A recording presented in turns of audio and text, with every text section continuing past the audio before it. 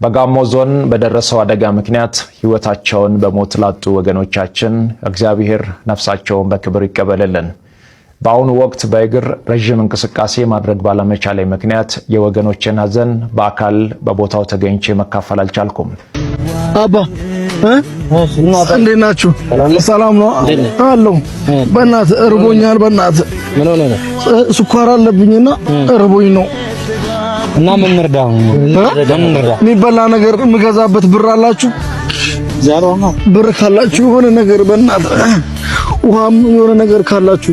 እጅግ በጣም ያሳዝናል። በዛሬው ዕለት በደረሰ የመኪና አደጋ የአንድ የ22 ዓመት ወጣት እንደሞተችና በርካቶች እንደተጎዱ እየተነገረ ይገኛል። ይህም አደጋ የተፈጠረው በአራዳ ክፍለ ከተማ በተለምዶ አፍንጮ በር ተብሎ በሚጠራው አካባቢ ላይ ሲሆን ዛሬም የ10,000 ብሩ ሽልማት እንደቀጠለ ነው። 59,000 አልፈን 60,000 ሰብስክራይብ ስንገባ እሸልማችኋለሁ ብዬ በገባሁላችሁ መሰረት 59,000 አልፈን 60,000 ሰብስክራይብ ልንገባ ውስን ሰብስክራይበር ነው የሚጎለን። 60,000 ሰብስክራይብ ስንገባም እንግዲህ አንደኛ ለወጣ ሰው 5,000 ብር፣ ሁለተኛና ሶስተኛ ለወጡ ደግሞ 2,500 ብር እንግዲህ እንደሚሸልም ለእናንተ ነግሬያችሁ ነበረ። 60,000 ሰብስክራይብ ልንገባ ውስን ሰብስክራይበር ነው የሚጎለን። ሰብስክራይብ ማድረጋችሁን እንዳትረሱ። ሰላም እንደምን አላችሁ? የተከበራችሁና የተወደዳችሁ የዚህ ቻናል ቤተሰቦች እንደምን አላችሁ? ዛሬም እናንተን በሚመጥኑ በተመረጡ ቪዲዮዎች ለእናንተ መጥቼላችኋለሁ። ሳምንቱን በስፋት ሲያነጋግሩ ከነበሩት ርዕሶች መካከል የታዋቂው የሰራዊት ፍቅሬ እናትም እንግዲህ ህልፈተ ህይወታቸው ጥቂት ደቂቆች በፊት ደርሶኛል። በጋሞ ጎፋ በመሬት መንሸራተት ምክንያትም እንግዲህ ብዙ ኢትዮጵያውያን ህልፈተ ህይወታቸው በዚህ ሳምንት እየተገለጸ ነበረ። እሱን አስመልክቶም እንግዲህ ጠቅላይ ሚኒስትር ዶክተር አብይን ጨምሮ የተለያዩ የሶሻል ሚዲያ ተጽዕኖ ፈጣሪዎችን በቦታው ላይ ተገኝተው የተለያዩ ቪዲዮችን እየቀረጹ ነበረ። ማራማዊት አባተ ልደት ላይም እጅግ በጣም አስገራሚ ሰርፕራይዝን ተመልክተን ነበረ። እነዚህንና የመሳሰሉትን ቪዲዮዎች ሰብሰብ አድርጌ አምጥቼላችኋለሁ። ቪዲዮ እንደተለመደው ላይክ ማድረግ እንዳይረሳ። ወደ ቪዲዮ ሜሪትስ ፕሮፐርቲ እንኳን አደረሳችሁ እያለ ቤተ መንግስት ፊት ለፊት ፍሬንድሺፕ ፓርክ፣ አራዳ ፓርክና ዩኒቲ ፓርክ መሃል እያስገነባ ነው ባለው ውብና ዘመናዊ የመኖሪያ አፓርትመንት በዓሉን ምክንያት በማድረግ የ30% የዋጋ ቅናሽ የተደረገባቸውን የመኖሪያ ቤቶች እንሆ ይሎታል።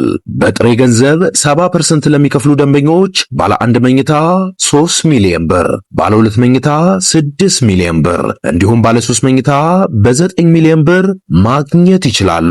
በዚሁ መንደር ውስጥ መዋኛ ገንዳ፣ ጂምናዚየም፣ ደረጃውን የጠበቁ ሰፋፊ ሊፍቶች፣ ምቹና በቂ መኪና ማቆሚያ ቦታዎች፣ ዘመናዊ የደረቅ ቆሻሻ ማስወገጃ፣ አውቶማቲክ ጄኔሬተር የተገጠመለት የከርሰ ምድር ውሃና ለተለያዩ አገልግሎት የሚውል ሰገነትን በአንድ አካቷል። እንዲሁም በ10% ቅድመ ክፍያ ቀሪውን በ3 ዓመት እየከፈሉ የቤት ባለቤት ይሁኑ። ለበለጠ መረጃ ከታች ባለው ስልክ ይደውሉ። የመጀመሪያ ቪዲዮአችን እንግዲህ ጾም እንደመሆኑ የሚያስተምሩ ቪዲዮችን በመመልከት ነው የምንጀምረው። ዛሬ መምህር ኢዮብ ይመኑን ከማር የጣፈጠ ንግግሩን ሰምተን እንመለስ። እመኑኝ፣ እግዚአብሔር ብቻውን የተወው ሰው የለም። እግዚአብሔር ብቻውን የጣለው ሰው ከቶም ቢሆን በመጽሐፍ አላየንም፣ በአባቶቻችንም አልሰማንም። እኛ ነን ብቻችንን ይሆን እየመሰለን የተሸበርነው። እኛ ነን ብቻችንን ይሆን እየመሰለን የደነገጥነው። እኛ ነን ምን ዱብዳ ያደረሰብን እየመሰለን የታወክነው እንጂማ እግዚአብሔር ፍጥረቱን ረስቶ አያውቅም። እግዚአብሔር በረድኤት ከፍጥረቱ ርቆ አያውቅም ወገኖቼ። እዚህ ነው እኔ ካንተ ጋራ እሄዳለሁ የሚለው ሙሴ። የትም እንሁን የት፣ በምንም እንኑር በምን እግዚአብሔር አይረሳንም። ለዚህ ነው በመጽሐፍ አልተውሽም ከቶም ቢሆን አልጥልሽም የሚለው። ወገኖቼ በእጄ መዳፍ ቀርጬሻለሁና አልተውሽም የሚል ምንኛ የሚያጽናና ቃል ተጽፏል መሰላችሁ? ኦርቶዶክሳውያን እግዚአብሔር እንዴት ይተወናል? አልተውሽም እያለ ቃል ኪዳን እየገባ እንዴት ይተወናል ብላችሁ ታስባላችሁ? አብሬ እወጣለሁ እያለ እንዴት ይቀራል ብላችሁ ታስባላችሁ? እኔ ካንተ ጋር ነኝ እያለ እንዴት አድርጎ ይሸሻል ብላችሁ ትገምቱታላችሁ? እግዚአብሔር በቃሉ የታመነ ነው። እግዚአብሔር በኪዳኑ የጸና ነው። ይህንን የእግዚአብሔር ቃል እንመነው እንጂ ምን የሚለውን አይረሳንም የሚለው እንኳን እኔና እናንተ ጠባ ለኪዳን መሸ ለቁርባን ባይገባን እንኳን የእግዚአብሔርን ቃል በፊቱ ተነጥፈን የምንሰማው እግዚአብሔር ፍጥረትን እንኳን እንዴት እያስተዳደረ እግዚአብሔር ምድርን እንዴት እንዳረሳ እንኳን አታዩ። እንዴት ይረሳናል? እንዴት ይተወናል? ለዚህ ነው አረሳሽም ከቶም ቢሆን አልጥልሽም በእጄ መዳፍ ቀርጬሻለሁና የሚለው ጭንካር የተበሳበትን እንዴት ይረሳል? ዋጋ የከፈለበትን እንዴት ችላ ይላል? ይህ ምንኛ የሚያጽናና ቃል ነው። ኦርቶዶክሳውያን ከዚህ ጋር አብሮ ነው የሚሄደው። እኔ ካንተ ጋር እሄዳለሁ አሳርፍህም አለው ኮሚለው። ሌላው ደግሞ አርቲስት ማርያማዊት አባተ እጅግ በጣም የሚያስደነግጥና ደሳች ስጦታ ተሰጥቷት ነበረ። ምንድነው የሚለውን አይተነው እንመለስ። ሽልማቱ ወደዚህ እየመጣ ነው። በደንብ ተመልከቱልን። ስጦታ እየሰጣት ነው። አረ በደንብ ይጨበጨባል። አረ ይጨበጨባል። ምን እንደሆነ አልጓጓችሁ? እኔ በጣም ጓጉቻለሁ። እሱ መቼም ቁም ነገረኛ ነውና ቁም ነገር ነው የሚሰራው።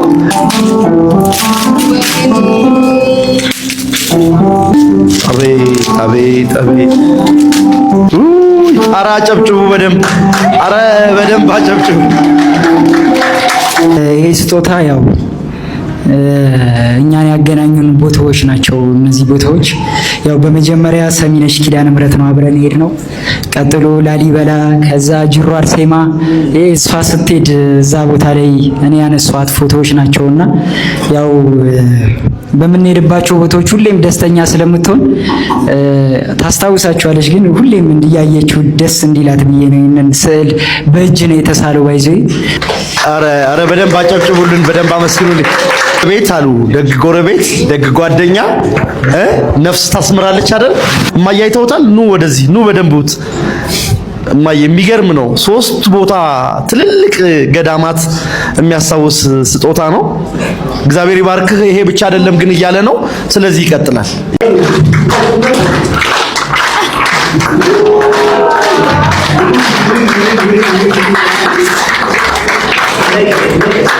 ሁሌም ለሱ የምለው ነገር አለና አንተን የሰጠኝ እግዚአብሔር ይመስገን እለዋለሁ ሁሌና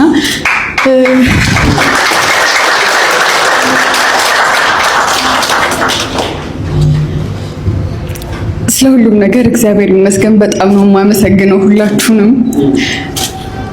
ማውራታችሁም ግን በጣም ነው የማመሰግነው። ያብዬ በጣም ነው የማመሰግነው። በጣም ነው የምወድህ። አመሰግናለሁ።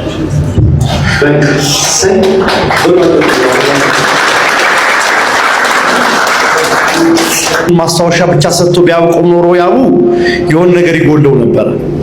የሱ ግን ግዴለም መደገፊያ የሚሆነው መመኪያ የሚሆነው የሚያኖረው ዛሬ ድረስ ያደረሰን እኔና አንቺ የሚመራን መድኃኔዓለም ነው። የዓለሙ ጌታ እርሱ ካለ በመካከላቸው አሁን ራሱ የሚገርመው እሱ አለ። ስለዚህ በመካከላቸው እሱ ካለ ፍቅር አለ፣ ሰላም አለ፣ ደስታ አለና የውሸት የታይታ የወረት ሳይሆን ጓደኝነታቸው የዘላቂ እንደሆነ የሚያሳይ ነውና የአመናችሁት መድኃኔዓለም የሾማችሁት መድኃኔዓለም 40 ሞልቶኛል። በነገራችን ላይ ይመርቃሉ አባቶች። አይቻልም ብመርቅም ብትረቅም ይደርሳል ብለውኛል። ብዙ ቦታ መርቃለና እውነት በመካከላችሁ ያለ መድኃኔዓለም በክብር በሞገስ ከፍ ከፍ ያደርጋችሁ ያኑራችሁ። አንቺ በሱ ደስታ ተደሰች፣ አንተ በሷ ደስታ ተደሰት።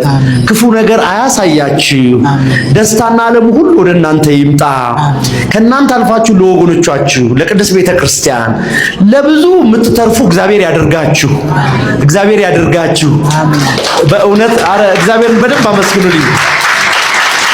ሌላ ደግሞ እጅግ በሚያሳዝን ሁኔታ ጋሞ ላይ መሬት መንሸራተት ስቶ እጅግ በጣም ብዙ ኢትዮጵያውያን ህልፈት ህይወታቸው እየተሰማ ይገኛል።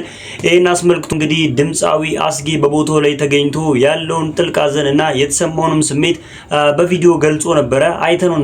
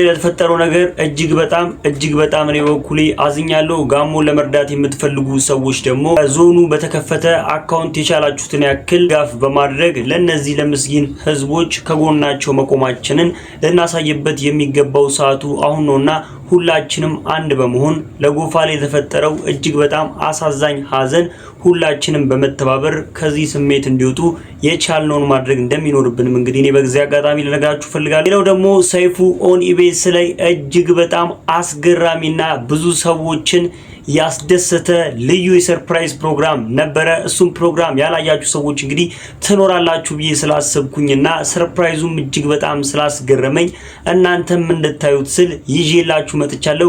ቪዲዮኒቱና የተሰማችሁን ሐሳብ አስተያየት ደግሞ ኮሜንት ላይ በነጻነት አስቀምጡ። ምን ያህል ጊዜ ፈጀባ አሁን ይሄንን ስዕል ለመሳል ሊባል ይችላል? ይሄንን ስራ ስሰራ ኦልሞስት 1 አመት ፈጅቶብኛል። 1 አመት ፈጅቶብኛል። በቀን ምን ያህል እየሰራህ ማለት? ዲቴል ነው ስራው የሚሰራው። በጣም ረጋ ይፈልጋል፣ ጥሞና። ይሄ ከሰው ጋር ተጣልተህ ተጋጭተህ አይሆንም። አብዛኛው ጊዜ ሱባኤ ላይፍ ነው ያለኝ። ቀን ወይስ ማታ? ቀን ነው የምጠቀመው፣ ግን ሌሊት ደግሞ አንዳንዴ አመሻለሁ። እንደገና ደግሞ የጾም ወቅቶችን ብቻ ተጠቅሜ ነው የሰራሁት። በተለይ ስደቷን ተጠቅሜዋለሁ፣ ሙሉ ስደቷን ማለት ነው። የስደቷን ወር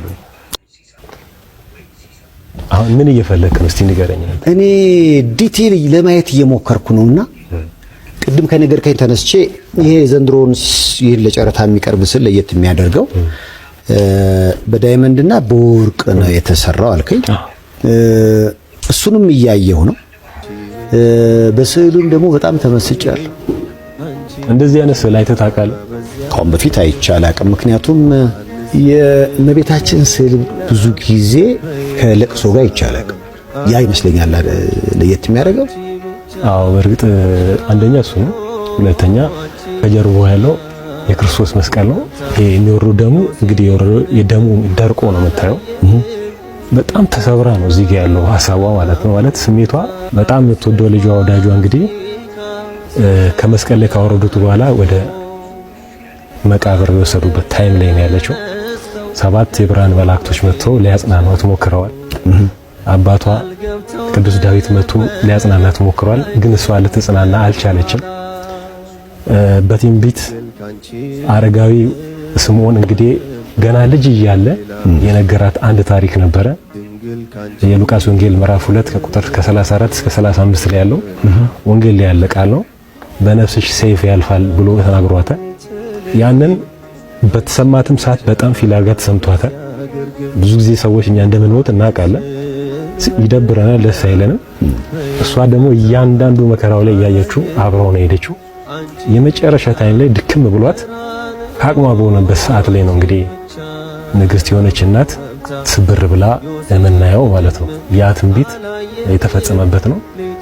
5 ዳይመንዶች አሉ። ዳይመንዶቹ በጣም ዲቴል ላይ ታዩ ይችላሉ፣ ምክንያቱም ትንሽ እኔ እቻቸዋለሁ። አዎ ትንሽ እሺ፣ በቃ ካያችሁ በቂ ነው። ኖርማሊ በኢፖክሲ አድርጌ ነው ያጣበቀችው፣ ምክንያቱም በቀላል ነገር እንዳይነሱ ከማድረግ አኳያ 5 ቦታ አሉ። እነዛ ናቸው 5ቱ ለመቤታችን እንዲያልኩ መከራዋ ነው እንግዲህ። አንደኛው ትንቢቱ የተነገራት ሰዓት ነው። ሁለተኛው ልጇ የጠፋበት ሰዓት ነው። ሶስተኛው ግርፋቱ ነው። ያ ሁሉ ሲገረፍ በአይኑ ያየችበት ሰዓት ነው። የመጨረሻው ደግሞ አራተኛው ስቅለቱ ነው።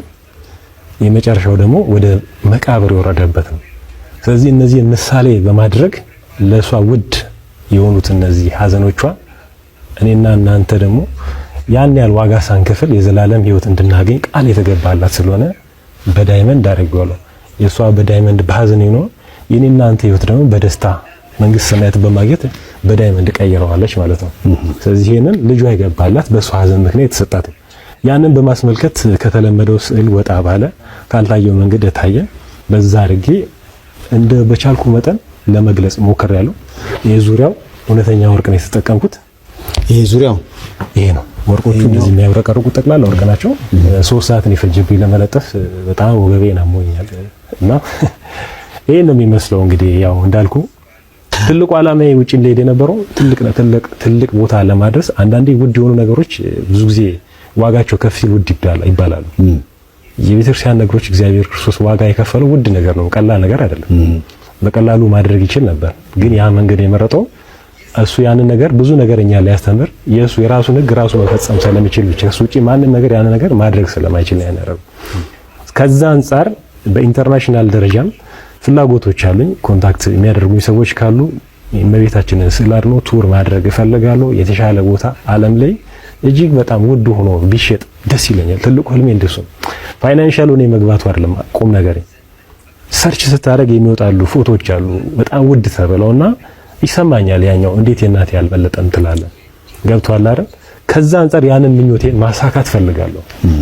ምናልባት ራሱ በዳይመንድና በወርቅ ራሱ ተመሳሳይ የሆኑ ስዕሎች በዓለም ላይ ምናልባት 2 ወይ 3 ነው ሲባል በቃ እንደዛ ነው። ያን ያህል ብዛት የለውም። ሪል በሆኑ ዳይመንዶች የለውም። ፌክ በሆኑ ብዙ አሉ። ግን ስፔሻሊ የእመቤታችን ትንሽ ቆየት ያለ አንድና 2 አይቻለሁ። ከዛ በላይ አላየሁም።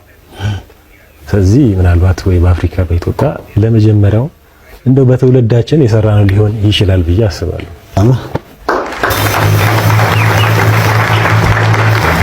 ሌላ ደግሞ እጅግ በጣም ጠቃሚ የሆነ ንግግርን አንድ አባታችን ሶሻል ሚዲያ ላይ እየተናገሩ ነበረ። ሁላችንም መስማት ስለሚኖርብን እሱንም ቪዲዮ አምጥቼላችኋለሁ፣ አይተነው። ሜሪትስ ፕሮፐርቲ እንኳን አደረሳችሁ እያለ ቤተ መንግስት ፊት ለፊት ፍሬንድሺፕ ፓርክ፣ አራዳ ፓርክና ዩኒቲ ፓርክ መሃል እያስገነባ ነው ባለው ውብና ዘመናዊ የመኖሪያ አፓርትመንት በዓሉን ምክንያት በማድረግ የ30% የዋጋ ቅናሽ የተደረገባቸውን የመኖሪያ ቤቶች እንሆ ይሎታል።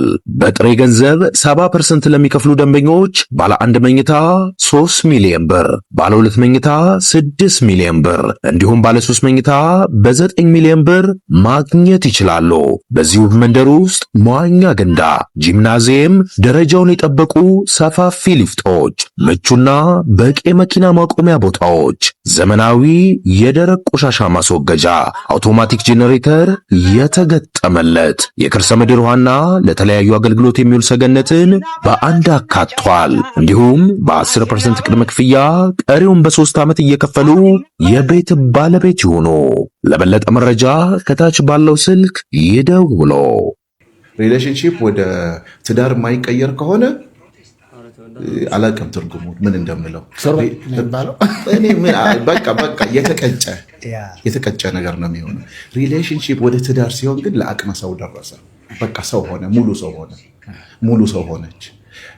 የሪሌሽንሺፕ ልክ ትዳር ደግሞ ትዳር እድገት ነው። በነገራችን ላይ አድገህ የምታንስበት ነው። ትዳር ውስጥ መግባት ማደግ ነው፣ በራሱ መባረክ ነው። ልክ ትዳር ውስጥ ስትገባ ደግሞ ከዚህ በፊት ትዳር ኖሮ አያውቅም ለመጀመሪያ ጊዜ ኬጂ የገባ ህፃንን አይተዋል። ሚስ ቁጭ በይ፣ ተነሽ፣ ተቀመጥ፣ መጸዳጃ ቤት ሂድ፣ የቤት ስራ በቃ ይጀምራል። በቃ ህግ ይበዛል። ደግሞ ትዳር የራሱ የሆነ ዩኒቨርሳል ለው አለው። ያ ደግሞ የሚያናኖረው የትኛው ነው?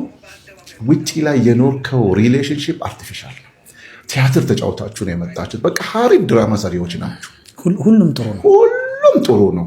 ሳታጠፋ ይቅርታ ትጠይቃለህ። ሪሌሽንሺፕ ውስጥ ሳታጠፋ ላለማጣት እያኮረፍክ ዋጥ አድርገህ ማለት ነው። ትዳር ውስጥ ስትገባ ግን ሁሉም ነገር ይለያል። በቃ የመረረ እውነት ነው ትዳር።